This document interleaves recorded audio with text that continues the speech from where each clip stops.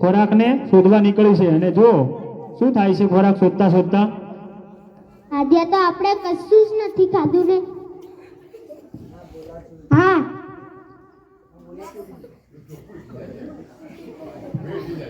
જા ડોસીના ઘરમાંથી રોટલો લઈ આવ.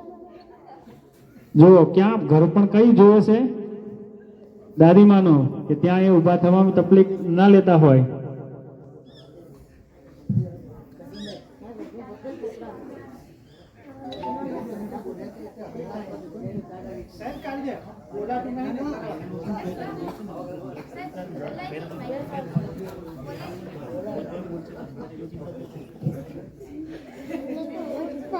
હું ખાઈ જો એક રોટલો મળ્યો છે બંને શું કરે છે?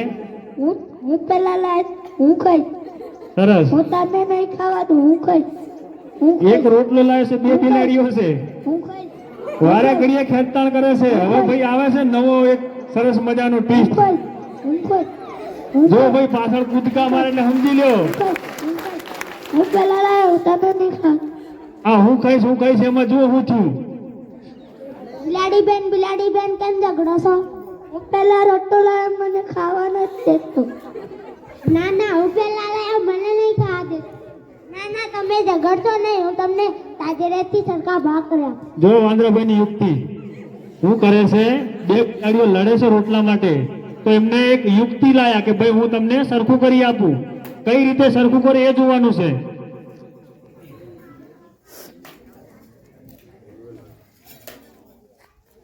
જો પેલા બે ટુકડા થયા છે.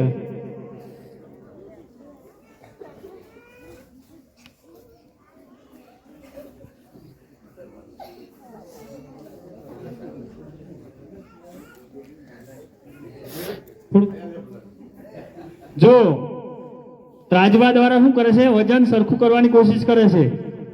કઈ રીતે સરખું થાય ભાઈ? જો જ્યાં વજન વધારે દેખાય ત્યાં શું કરી લે છે? ખાઈ લે છે વાંદરાભાઈ.